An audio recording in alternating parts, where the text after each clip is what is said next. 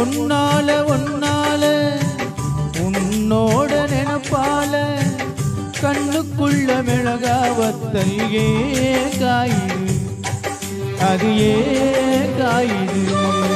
இது பஞ்சலோகமேடி பஞ்சதழகாணி மேல வந்து விழுந்த நீ செக்க செக்க செவந்த குங்குமுத்த கலந்த வண்ணத்திலேயே பிறந்த